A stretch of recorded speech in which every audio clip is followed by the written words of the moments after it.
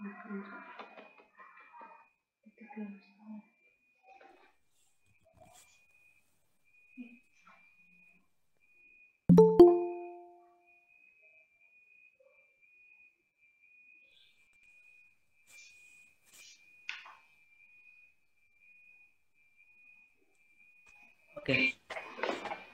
Baik teman-teman, karena sudah jam 2, jadi kita mulai acaranya ya.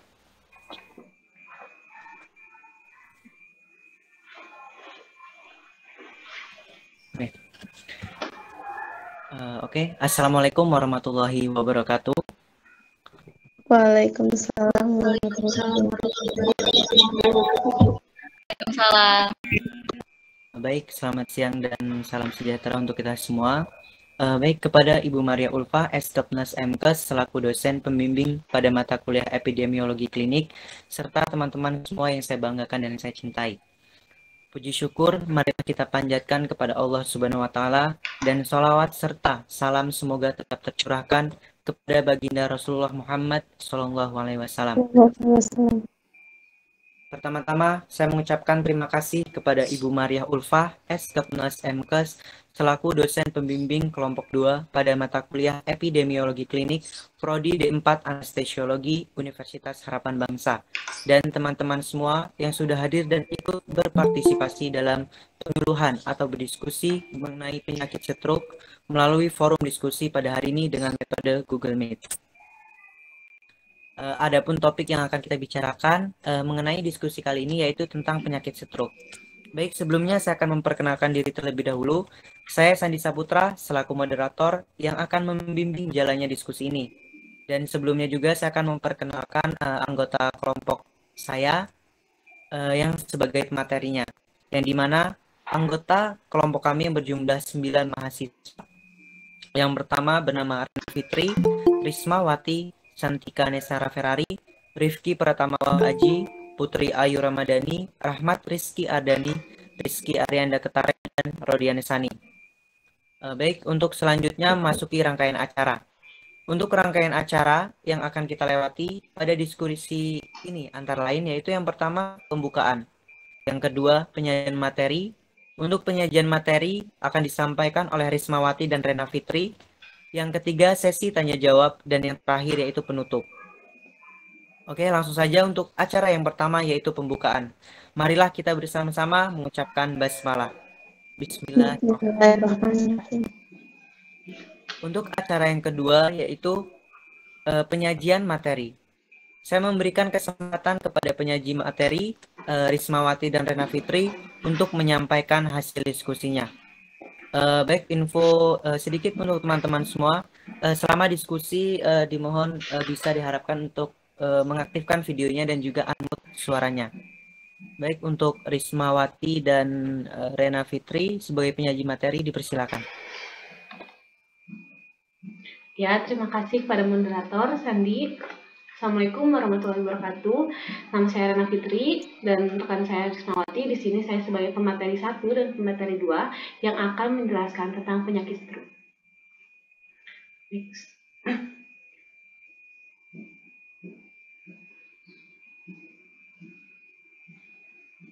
Next. Next. Nah, di sini ada table of content-nya. Yang pertama ada definisi, etiologi, klasifikasi, dan manifestasi klinis yang dimana akan dijelaskan oleh saya sendiri, dan ada pemeriksaan diagnostik, penata laksanaan, komplikasi, dan pencegahan akan dijelaskan oleh Rismawati. Kita lanjut ke materi ya. Yang pertama ada definisi.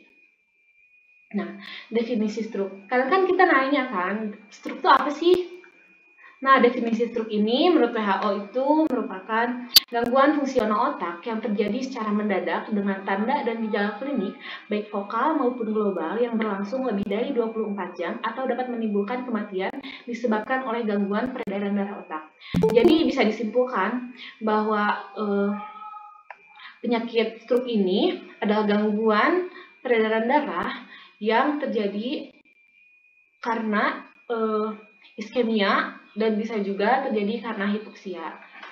Nah, stroke ini juga biasanya ditandai dengan matinya atau lumpuhnya sebagian anggota tubuh yang kalian sering lihat pastinya.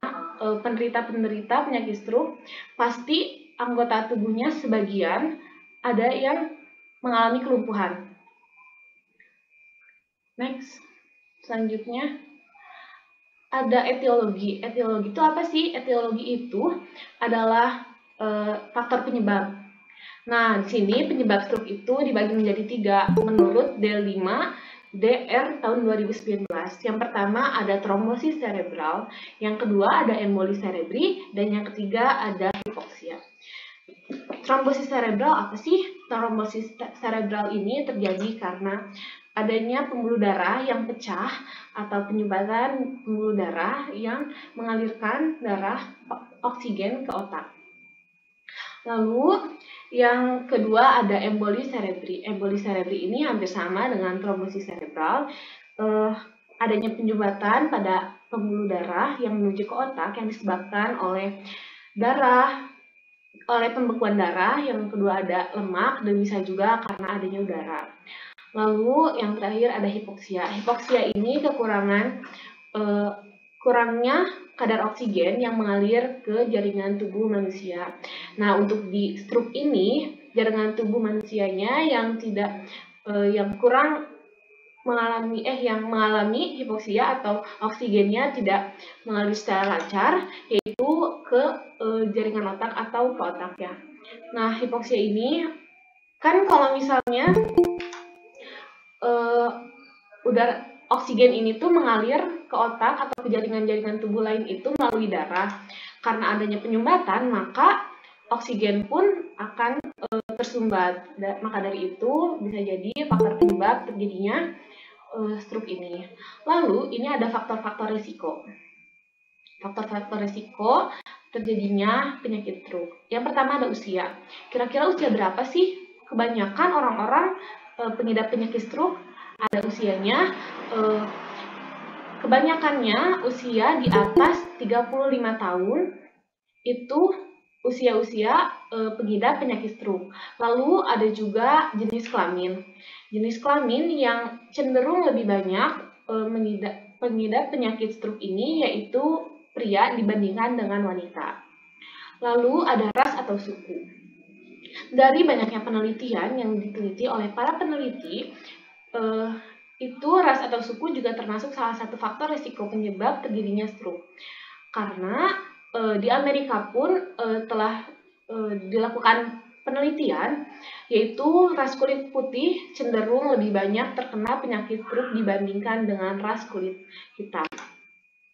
Di Amerika buktinya yaitu laki-laki kulit hitam tahun 2004 di Amerika laki-laki kulit hitam 37,1%, laki-laki kulit putih 62,9%, perempuan kulit hitam 41,3%, dan perempuan kulit putih 58,7%. Dari data tersebut dapat disimpulkan bahwa ras atau suku juga termasuk salah satu faktor resiko penyebab terjadinya stroke.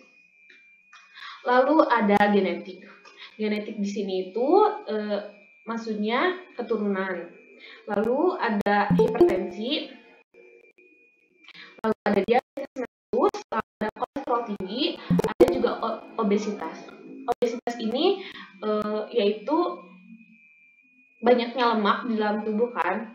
Nah, salah satu faktor penyebabnya kan adanya penyumbatan pembuluh darah ke otak disebabkan oleh lemak juga. Nah, jadi jika ada obesitas, maka lemaknya bisa jadi menyumbat pembuluh darah ke otak. Lalu ada minum alkohol. Minum alkohol ini jika kebanyakan, maka tekanan darahnya akan tinggi dan terjadinya gangguan pada proses pembekuan darah. Lalu selanjutnya ada klasifikasi. Nah, klasifikasi ini sama dengan jenis-jenis stroke.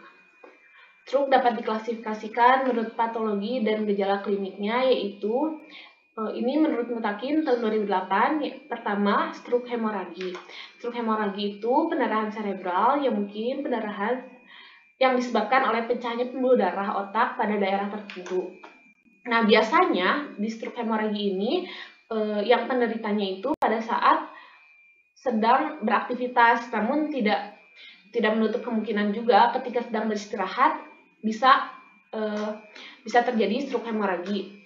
Dan stroke hemoragi ini pada pasiennya, pada penderita stroke hemoragi ini, mereka biasanya kehilangan kesadaran, mulai kehilangan kesadarannya ya. Terus ada stroke non hemoragi. Stroke non hemoragi ini dapat berupa iskemia atau emboli, trombosis cerebral. Biasanya terjadi saat setelah lama beristirahat, baru bangun tidur atau di pagi hari. Nah, perbedaannya di sini itu di non hemoragi ini tidak terjadi pendarahan, namun terjadi iskemia. Nah, apa sih iskemia itu kan? Iskemia itu kurangnya suplai darah ke otak. Jadi suplai darah ke otaknya tidak lancar, maka terjadilah stroke non hemoragi ini dan tidak terjadi pecah pembuluh darahnya. Nah, biasanya perbedaannya lagi yaitu dari kesadarannya. Kesadaran di stroke hemoragi cenderung tidak sadar, namun berkurang. Namun untuk non hemoragi itu kesadarannya umumnya baik. Lalu next. Selanjutnya ada manifestasi klinis. Manifestasi klinis itu apa? Manifestasi klinis itu gejala-gejala yang timbul jika pada pengidap penyakit stroke. Nah, ini manifestasi klinis. Stroke menurut AUSD tahun 2017 dapat dibagi atas kelumpuhan wajah dan anggota badan yang timbul mendadak. Ya kan, kalian sering lihat kan, maksudnya orang-orang yang penderita penyakit stroke juga pasti anggota badannya mengalami kelumpuhan, dan itu tuh secara mendadak ya. Lalu ada gangguan sensibilitas pada satu atau lebih anggota badan. Gangguan sensibilitas ini tuh maksudnya dia tidak bisa merasakan nyeri, atau kita sering sebutnya itu baal. Ya, jadi dia tidak bisa merasakan nyeri ataupun yang lainnya. Lalu ada perubahan status mental yang mendadak. Lalu ada afasia atau bicaranya tidak lancar. Afasia ini bisa terjadi karena kelumpuhan pada otot-otot yang ada di wajah. Lalu ada ataksia anggota badan. Ataksia ini apa sih? Ataksia ini sulit untuk menggerakkan anggota tubuh. Jadi anggota tubuhnya tuh sulit digerakkan ya karena adanya kelumpuhan tersebut. Lalu ada vertigo, mual, muntah, atau nyeri kepala. Ini juga termasuk gejala-gejala yang timbul dari pengidap penyakit stroke. Ya, sekian dari saya. Dilanjutkan oleh Rismawati. Baik, terima kasih Ana. Di sini saya akan melanjutkan materinya, yaitu selanjutnya itu tentang pemeriksaan diagnostik. Apa sih pemeriksaan diagnostik? Jadi pemeriksaan diagnostik ini tujuan untuk mengetahui diagnosa medis suatu penyakit. Nah, di sini tertera pemeriksaan diagnostik untuk pasien stroke. Yang pertama itu ada angiografi cerebri. Nah, pemeriksaan ini bertujuan untuk pemeriksaan untuk menentukan adanya perdarahan di daerah cerebri atau daerah otak. Yang kedua, label fungsi. Tujuannya untuk mengetahui apakah ada gejala di daerah lumbal, arachnoid dan juga intra-arachnoid. Yang ketiga ada pemeriksaan CT scan. Mungkin ada yang sudah dengar pemeriksaan CT scan. Jadi pemeriksaan CT scan ini adalah pemeriksaan yang bertujuan untuk mengetahui apakah adanya lesi atau luka di daerah otak atau cerebri. Kemudian ada yang dinamakan dengan MRI, yaitu sama fungsinya seperti CT scan, yaitu untuk mengetahui apakah ada lesi di daerah cerebri atau otak. Kemudian ada USG. USG ini juga bisa digunakan untuk pemeriksaan pada pasien stroke. Kemudian ada EEG, yang ketujuh ada pemeriksaan darah rutin. Ya, pemeriksaan darah rutin ini biasanya dilakukan pemeriksaan darah lengkap untuk mengetahui kadar atau jumlah hemoglobin dalam tubuh. Kemudian yang terakhir yaitu pemeriksaan kimia darah. Jadi untuk pemeriksaan kimia darah ini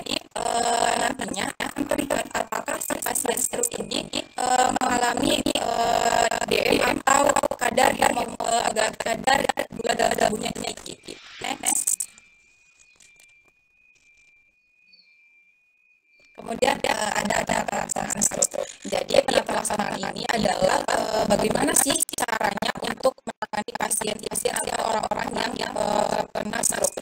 Yang pertama itu untuk pada saat seseorang terjadi serangan stroke dadakan ini buat keluarga atau tetangga kalian atau orang sekitar kalian nih yang terkena stroke dadakan, kalian itu harus cepat bertindak untuk menangani pasien tersebut untuk mengantarkan ke rumah sakit. Karena apa?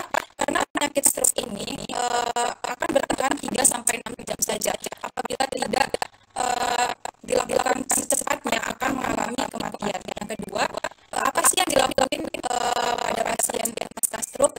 Nah, yang dilakukan itu biasanya si perawat atau dokter itu akan melakukan monitoring tekanan darah secara rutin. Jadi, si dokter dan perawat ini akan melakukan pemantauan tekanan darah setiap harinya untuk mengetahui apakah ada peningkatan tekanan darah atau penurunan tekanan darah. Biasanya itu memicu terjadinya stroke atau penyakit lainnya. Kemudian melakukan kolaborasi dengan dokter atau juga petugas kesehatan maupun lainnya. Yang ketiga, melakukan diet rendah garam dan rendah lemak. Jadi penelitian itu setiap harinya kita dianjurkan mengkonsumsi garam itu hanya sejumput atau takarannya setengah sendok makan atau 1 sendok teh. Jadi tidak boleh berlebihan karena nantinya akan memicu hipertensi atau tekanan darah tinggi yang akan mengakibatkan stroke tersebut. Kemudian ada melakukan olahraga secara teratur. Jadi untuk mengurangi stroke ini, pasien juga dianjurkan untuk melakukan olahraga teratur. Tetap nanti di slide terakhir akan ada contoh senam pada pasien stroke. Kemudian ada latihan aktif dan latihan pasif.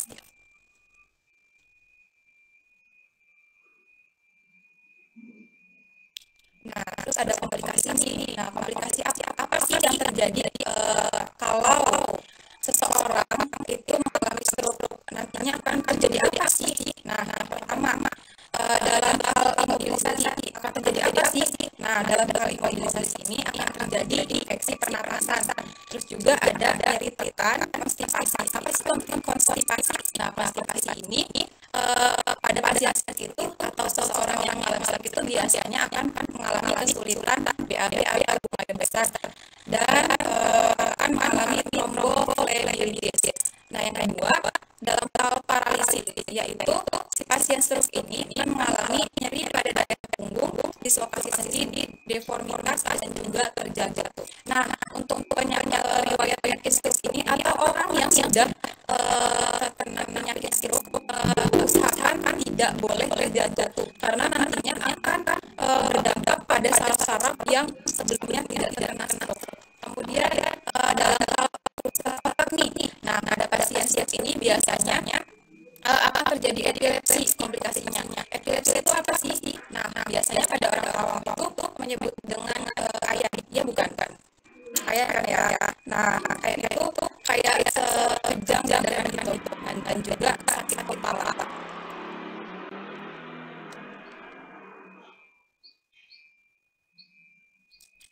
Nah, buat kalian yang usia-usia muda dan kalian yang belum terkena stroke, tapi semoga aja jangan sampai kalian terkena ya. Pencegahannya itu yang pertama yang perlu dihindari, yaitu hindari rokok, kopi dan alkohol. Biasanya nih orang-orang yang suka merokok kan laki-laki nih. Nah, penelitian juga yang terkena stroke ini banyak kan jenis kelamin laki-laki. Nah, yang kedua, usahakan untuk dapat mempertahankan berat badan.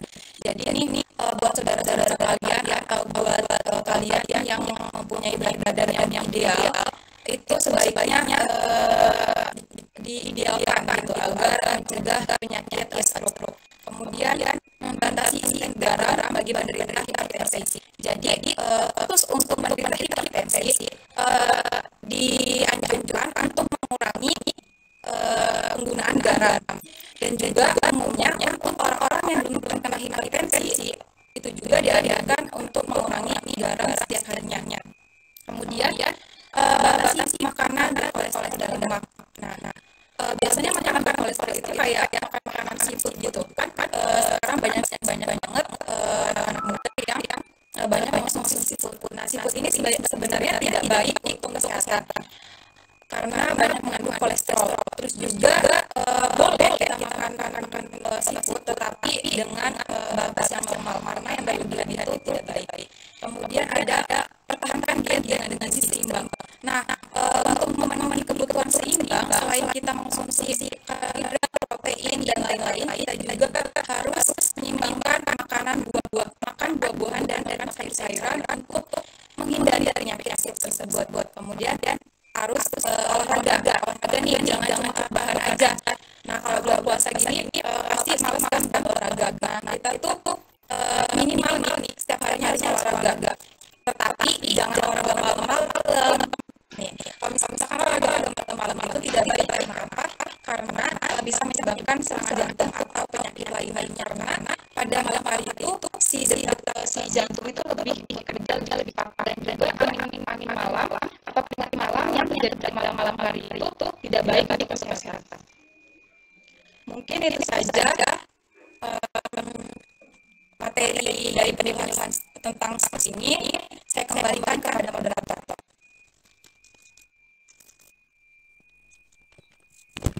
Oke.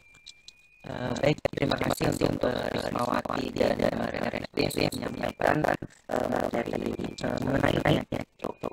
Jadi untuk kesimpulan dari materi penyakit stroke ini adalah stroke itu adalah gangguan yang menyerang otak secara mendadak dan berkembang banget yang berlangsung lebih dari 24 jam. Jadi ini disebabkan oleh iskemik maupun hemoragik di otak, sehingga pada keadaan tersebut suplai oksigen di otak terganggu dan dapat mempengaruhi kinerja saraf di otak yang dapat menyebabkan seperti penurunan kesadaran. Kemudian komplikasi yang dapat terjadi akibat itu juga dapat mengakibatkan gangguan mobilisasi dan juga gangguan saraf yang biasa menyebabkan epilepsi. Baik, untuk selanjutnya adalah sesi tanya jawab dengan peraturan yang saya bacakan. Untuk yang pertama, kesempatan tanya jawab saya berikan bebas tidak tentukan berapa yang menanyanya. Kemudian untuk yang kedua, waktu tanya jawab batasi hanya 15 menit. Kemudian setelah proses diskusi berlangsung, audiens diharapkan untuk bisa tenang. Kemudian yang keempat, penanyanya baik dan juga bagi yang bisa menyimpulkan dari isi materi ini yang mendapatkan reward atau hadiah dari kami ini, yaitu sebagai bentuk apresiasi kami kepada teman-teman yang ingin bertanya ataupun teman-teman yang ingin atau yang bisa menyimpulkan dari materi yang disampaikan oleh Madam dan Rena tadi. Baik, untuk teman-teman dipersilakan bagi audiens yang ingin bertanya agar mengangkat tangannya dan bisa juga langsung mengangkat suara dan memperkenalkan diri.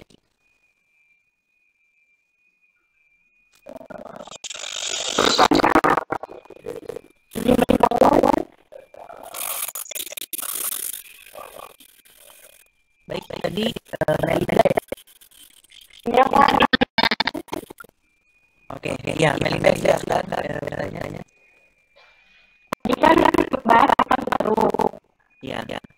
Nah, ini pertanyaannya, jika ada seseorang dia mengalami stroke, dan dia itu mempunyai gejala sakit jantung, kan stroke itu kan dia kan bisa gerakan, bisa segala macam hal ya. Nah itu kalau misalkan stroke-nya itu kambuh, terus bagaimana kita menangani gitu? Baik, terima kasih untuk Melinda pertanyaannya. Untuk ini penyanyi materinya apakah sudah memahami dari pertanyaannya? Ya, sudah. Oke. Baik, mungkin ada yang ingin bertanya lagi? Saya bertanya. Baik, untuk Gaida, ya silakan Gaida. Saya jadi bertanya ya, ini kan misalnya ada seorang dan frekuensinya itu misalnya 120 per 80 ya, tapi otak itu dia nggak mesti, cuman kamu itu dia lemas bisa digerakkan. Nah, menurut kalian itu adalah menurut kalian itu salah satu gejala stroke atau bukan? Terus kalau misalnya itu termasuk ada gejala stroke, alasan apa gitu? Kalau misalnya itu hal tersebut tuh kejadian itu masuk ke salah satu gejala stroke. Makasih.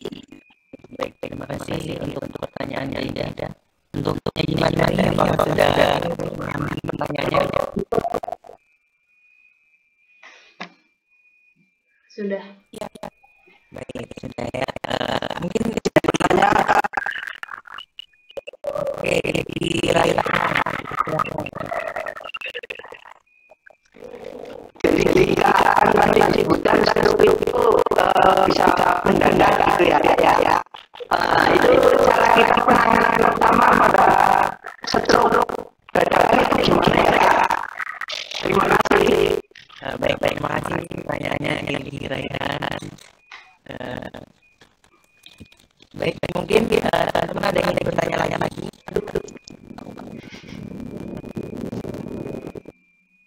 Saya jadi gimana? Baik, untuk dipersilakan.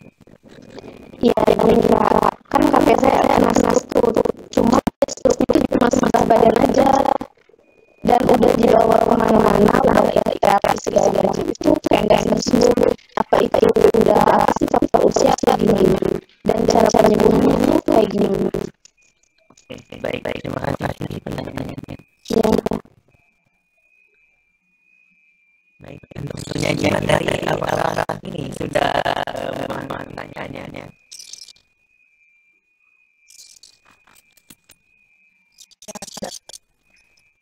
Oke. Ini ada satu pertanyaan lagi dari yang penting tanya lagi.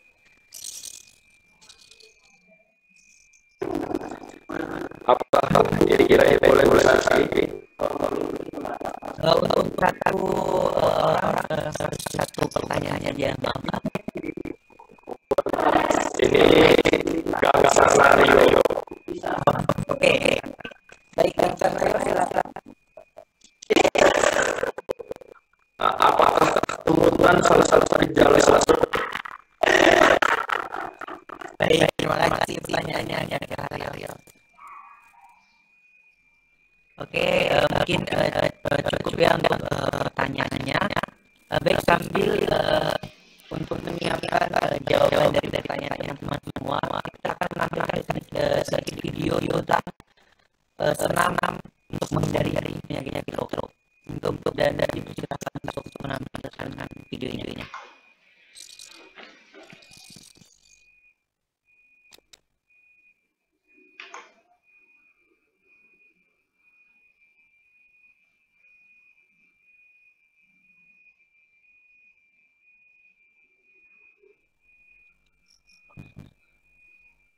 Halo Denny, apakah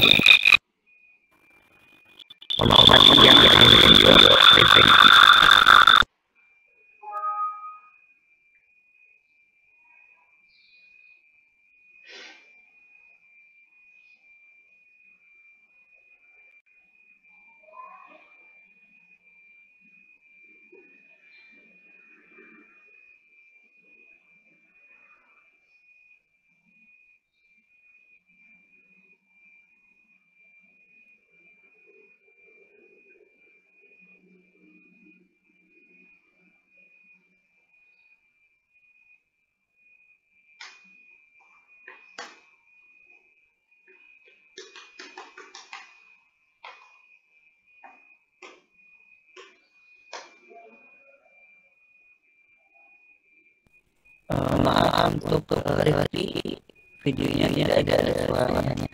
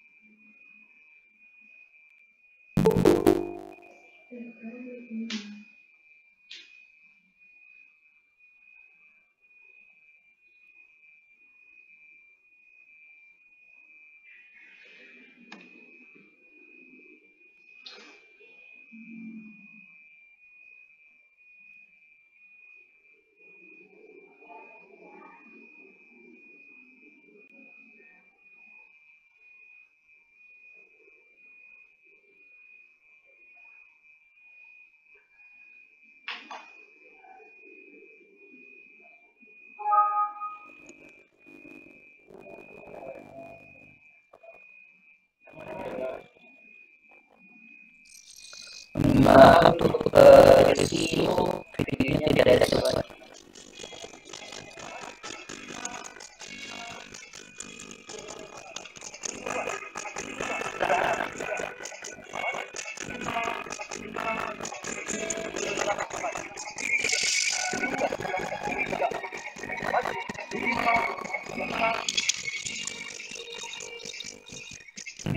Ya, makasih buat sudah mendengar.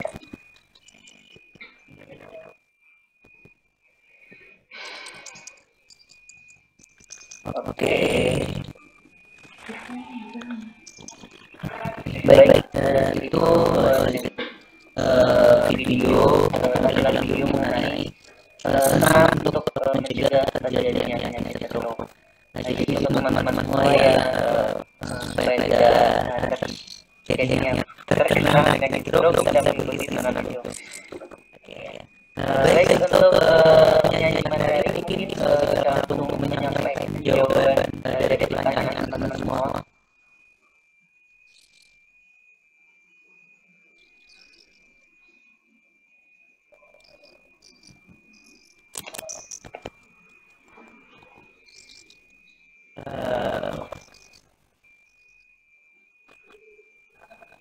Oke, untuk review dari teman-teman.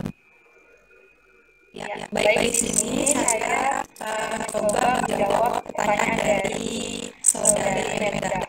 Sebelumnya terima kasih untuk pertanyaannya ya Kak. Di sini kita masih seri ya, karena kita juga di sini masih belajar untuk teman-teman atau peserta yang ada di sini. Apabila jawaban saya yang tepat bisa disanggah atau bisa ditambahkan ya. Jadi pertanyaannya tadi, jika seseorang mengalami serangan jantung, gimana tadi? Jika seseorang mempunyai penyakit stroke, kemudian punya juga penyakit jantung, apa sih penanganan yang harus dilakuin? Itu kan ya. Jadi gini, misalkan nih di rumah kita atau tetangga kita ada yang tiba-tiba punya serangan jantung, tapi dia juga punya stroke dengan kondisi semua alat geraknya terganggu. Jadi penanganannya pertama, kita tidak usah panik, kemudian beri ventilasi atau jangan dikerumunin oleh banyak orang, tapi lakukan bisa kita telepon ambulan atau dinas kesehatan yang apabila kita tunggu membantu menolongnya. Kemudian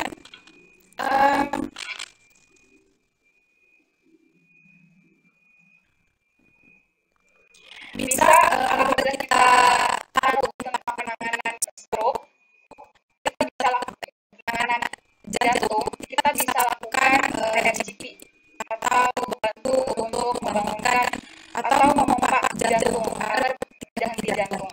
Nah, apabila kita tidak mengetahui apa itu RCP, apa itu bagaimana cara menangani stroke itu, kita langsung aja telepon ambulan atau telepon dinas kesehatan untuk menangani keluarga atau tetangga kita yang terkena penyakit stroke atau jantung.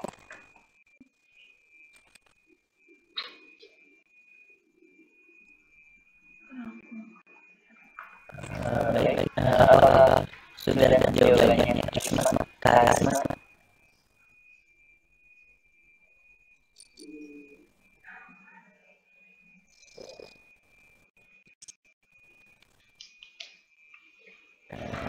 dari sana. Ya, jadi ya seperti itu. Apakah kami tidak bisa memahami atau yang lain bisa menambahkan? Itu penanganannya itu seperti apa itu? Penanganan pertamanya. Oke. Untuk penanganan pertama ada penyakit seseorang yang mengalami stroke kemudian punya juga penyakit serangan jantung gitu kan. Jadi penanganannya itu ya kita lakukan PSB atau pompa jantung.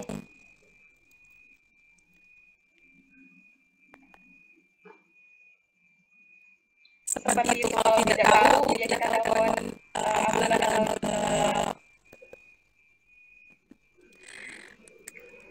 atau pegawai kesehatan. Oke, baik. Melinda, masih kurang jelas jadi jawabannya.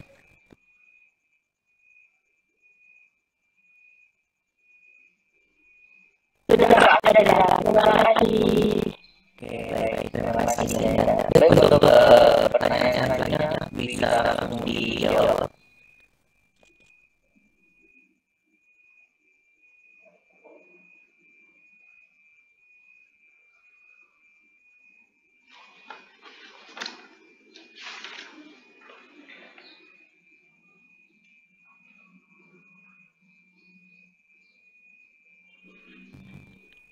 Untuk materi. Oke, saya akan menjawab salah satu pertanyaan dari teman-teman yang tadi. Pertanyaan itu, apabila kaki tidak bisa digerakkan atau mengalami kekerahan dan tekanan itu 120/80 mmHg, apakah bisa dikatakan bahwa itu adalah gejala stroke?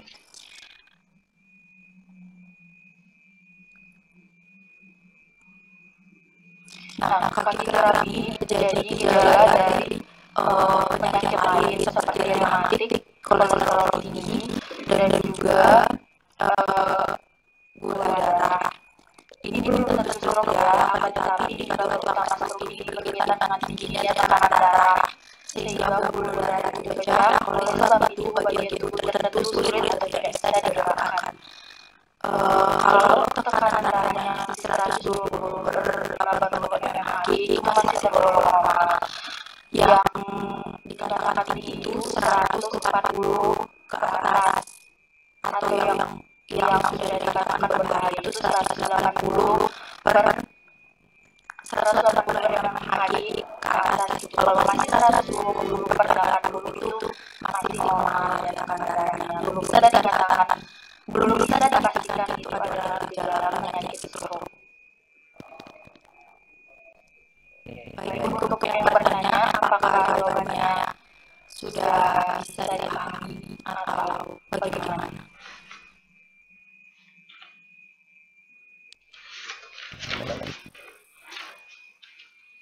Tadi untuk pertanyaan bertiga bukan ya?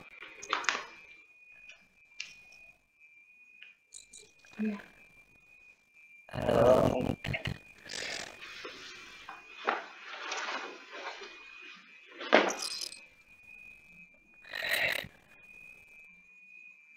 Halo, pertanyaannya apakah sudah bisa dipahami jawabannya?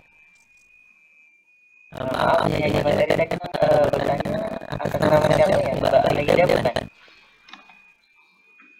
Ya, Mbak. Iya, nama Gaida. Oke, Mbak Aida apakah sudah bisa dipahami jawabannya? Atau oke, terima kasih juga. Baik, untuk pertanyaan berikutnya, ini materi silakan menyampaikan jawaban dari pertanyaan itu.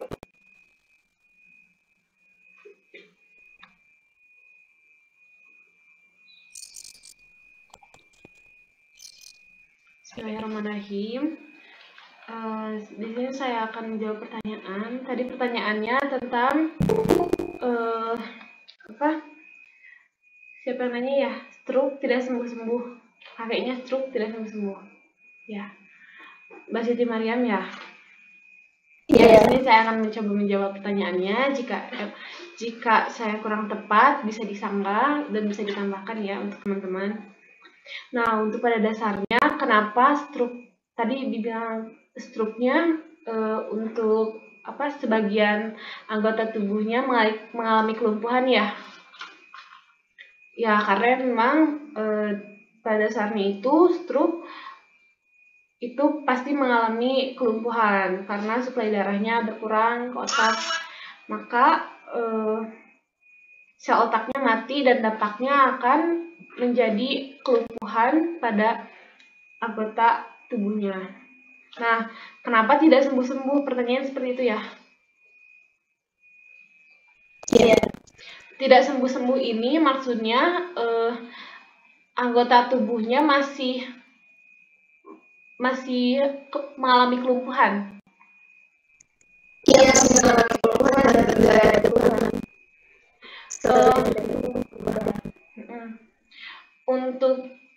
Sebenarnya untuk lebih jelasnya harus ditangani oleh dokter ya. Jadi ke dokter lebih baiknya ke dokter syaraf, dan untuk kelumpuhannya bisa dilatihnya ke fisioterapi untuk dilatih agar anggota tubuhnya itu kembali berjalannya seperti semula gitu. Jadi untuk lebih lanjut seharusnya bisa langsung ke dokter syaraf agar penanganannya lebih lanjut. Seperti itu. Dan untuk kelumpuhannya dianjurkan untuk ke fisioterapi agar diterapi anggota tubuhnya. Jadi mungkin itu bakal sembuh ya kalau terapi. Iya, karena kemungkinannya stroke itu bisa kok sembuh gitu. Dengan terapi terus-menerus rutin. Ya. Gimana? Ya, sudah paham. Ya. Oke, baik, terima kasih untuk jawabannya. Sudah jelas ya tadi jawabannya. Baik, oke, siapa? Baik, selanjutnya pertanyaan berikutnya dari Gang Saraya yang tentang kesemutan. Baik, pertanyaan yang mana silakan untuk menjawab pertanyaan dari Gang Saraya.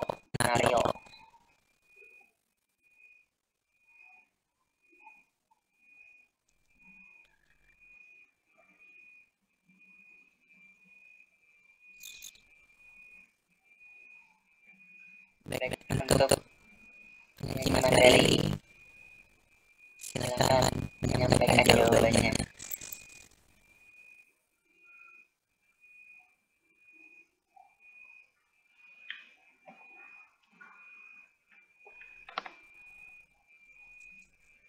Ya, di sini bismillah saya akan mencoba menjawab. Tadi pertanyaannya yang penanganan pertama stroke ya. Tadi yang irgilanya ada juga pertanyaan tentang bagaimana penanganan pertama jika ada penyebab stroke. Iya, itu pertanyaan dari irgilanya. Iya. Saya akan mencoba menjawab. Jika memang kurang tepat bisa disanggah atau bisa ditambahkan ya.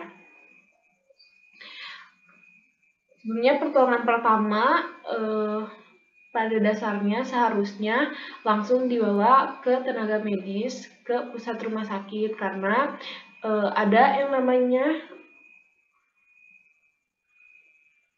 disebut golden period alias periode emas penanganan stroke.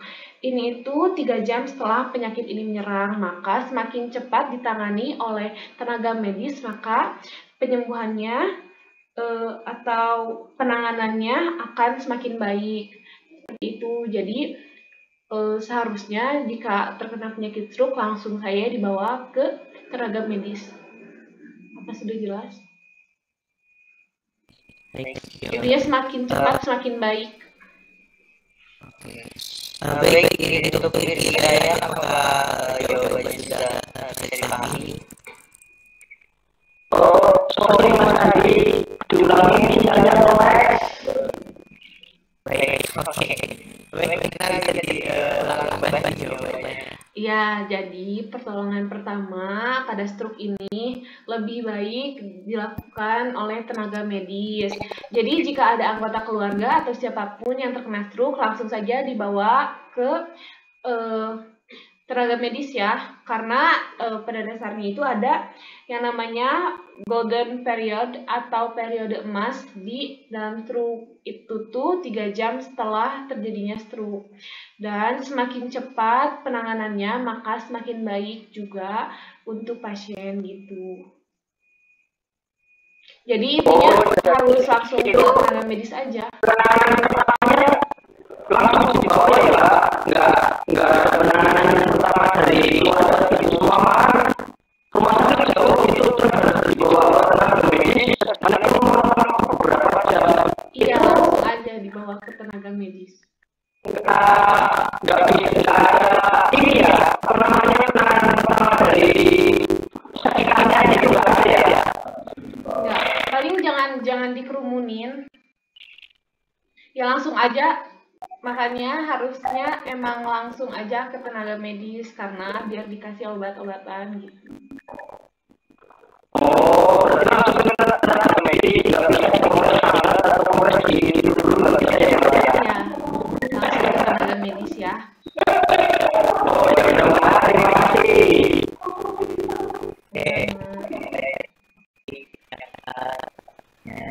Baik, selanjutnya pertanyaan dari Gangsa atau dari apa yang tentang kesemutan apa saja sebab apakah dikatakan gejala penyakit stroke. Baik, untuk penyanyi materi silakan untuk menjawab pertanyaannya.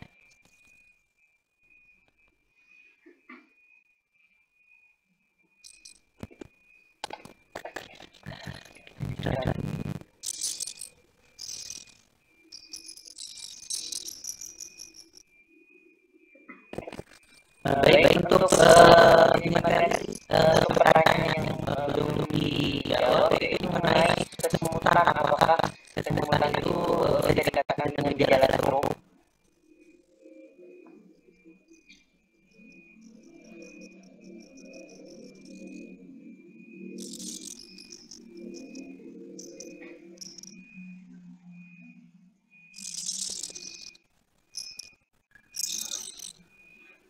Halo,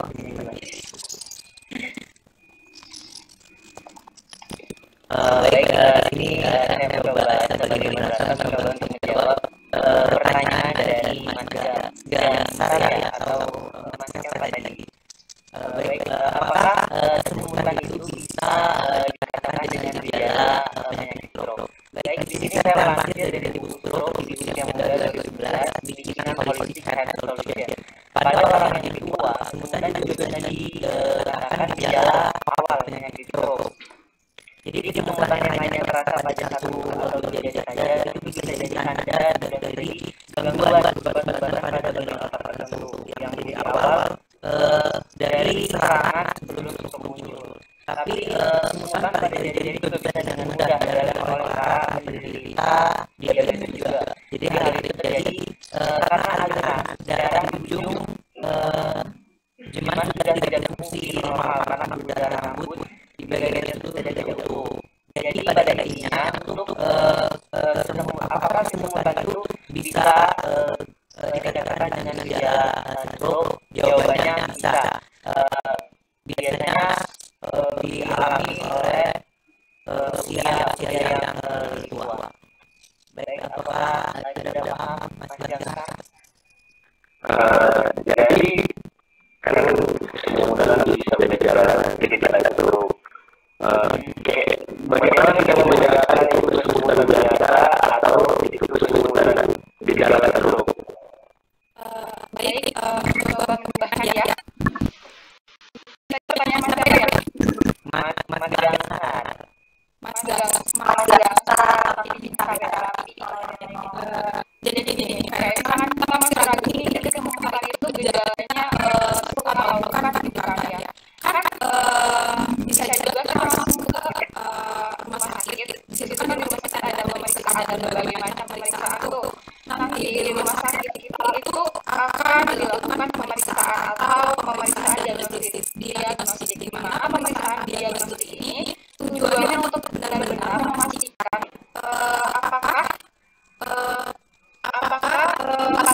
tersebut atau orang tersebut mengalami penyakit tersebut. Jadi kayak gini. Gimana Mas Gansar? Lanjut. Ya, jadi kalau sama-sama Mas Gansar nih kesemutan itu kita tuh gejala itu bukan sih gitu. Memang kalau kesemutan itu memang salah satu gejala penyakit stroke, tetapi ini memang benar-benar memastikan kita datang ke rumah sakit, kemudian nanti akan dilakukan pemeriksaan diagnostik, yaitu ada salah satunya yaitu ada angiografi cerebri. Ya, seperti itu. Apakah bisa dipahami Mas Gansar? Jadi kan saya sering bangun pagi ya, terus saya kayak tangan kanan saya itu sering kesemutan, apakah saya harus langsung ke rumah sakit gitu? Enggak. Ini dari kalau kayak bangun tidur pasti kan posisi tubuh kita tuh salah. Misalkan nih kesemutan di bagian tangan gitu. Kemungkinan tangan kita tuh tertindih oleh tubuh kita atau tertindih oleh tubuh teman kita gitu. Jadi kan bisa jadi itu kesemutan gitu. Jadi kayak kesemutan itu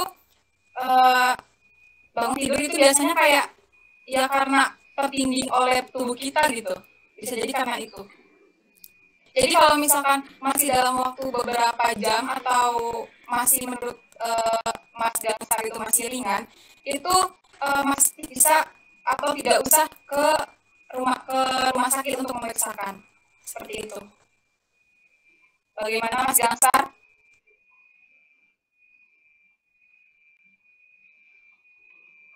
Baik, Mas Gansar, apakah Izin menambahkan sedikit ya.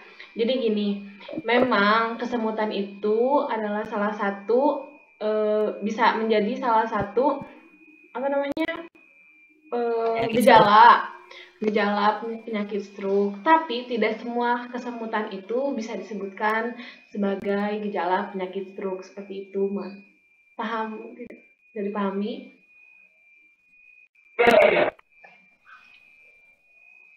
Bisa diulang Mbak Ena, putus-putus suaranya.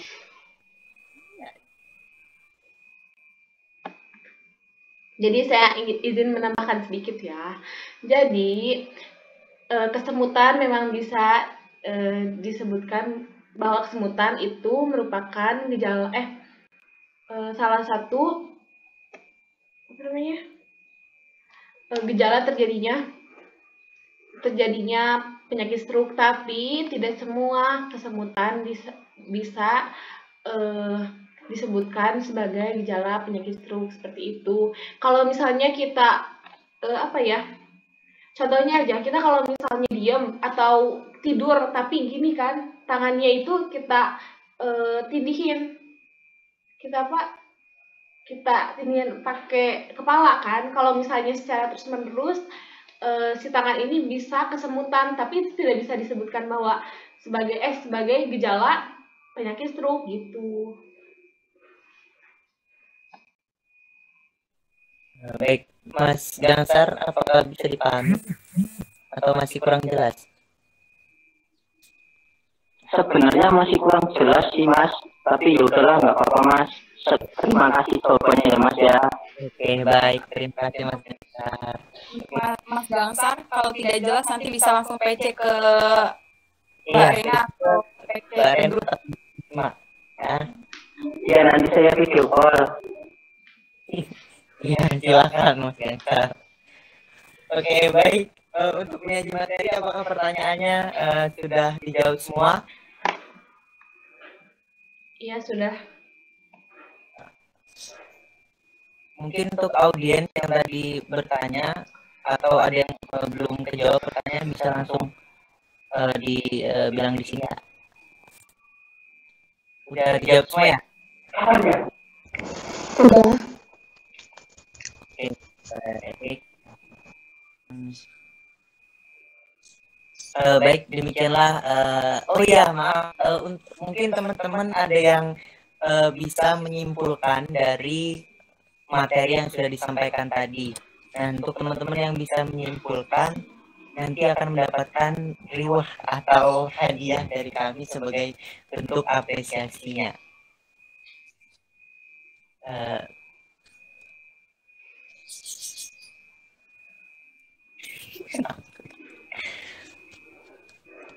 ada yang bisa menyimpulkan dari penjelasan materi hari ini? Ya, saya ingin menyimpulkan Mas Andi sedikit tetapi tidak banyak. Ya, ini tadi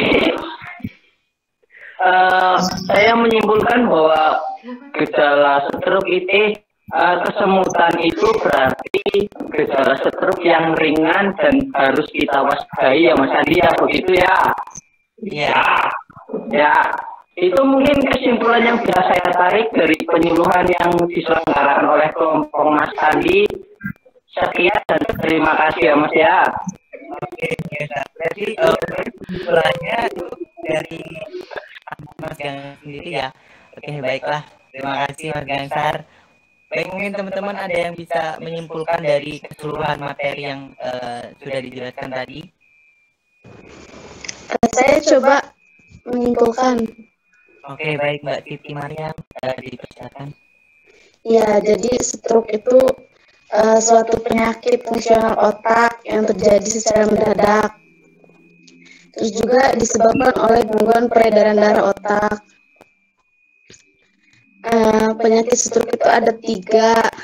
Yang pertama itu trombosis cerebral ya. Yang kedua itu ada emboli cerebri. Dan yang ketiga itu ada apa ya tadi? Hipoksia. Terus ada faktor-faktor resikonya juga, usia, terus hipertensi, diabetes mellitus, sama terus minum alkohol. Dan cara pencegahannya itu hindari merokok, kopi, alkohol, terus usahakan untuk dapat mempertahankan berat tubuh atau badan ideal. Batasi intake garam bagi penderita hipertensi. Terus juga pertahankan diet dengan gizi seimbang, banyak makan buah dan sayur, dan yang terakhir itu olahraga teratur. Mungkin cuma itu aja kesimpulannya. Oke, baik. Terima kasih Mbak Siti Mariam. Sangat bagus banget untuk menyampaikan kesimpulannya. Oke, nanti saya PC ya. Saya kasih reward. Oke. Terima kasih Mbak Siti Mariam. Mungkin ada kesimpulan lagi.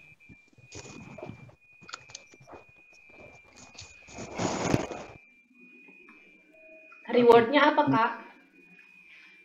Untuk rewardnya mungkin diberikan pulsa. Untuk berapa pulsanya nanti akan diinfokan oleh panitianya.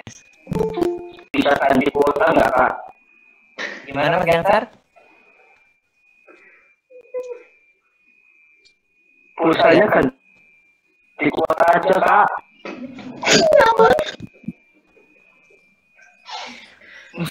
Gimana Mas Gangsar? Kata Mas Gangsar bisa diganti kuota enggak gitu. Baik panitia gimana bisa diganti enggak? Ya enggak. Enggak bisa. Kami dari tim sudah menyediakan pulsa, enggak bisa diganti kuota. Maaf ya Mas Gangsar. Oke, Ya, udahlah seperti itu Mbak. Mungkin kalau mau pulsa bisa dari mau kuota bisa dari pulsanya Kak Gangsar. Gimana caranya Triti?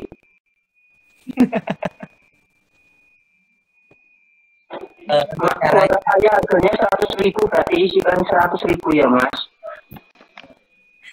Nanti bisa PC Mas Rifki aja Mas Gangsar untuk menanyakan bagaimana kok cara mendaftarkan kuotanya. Baiklah, mungkin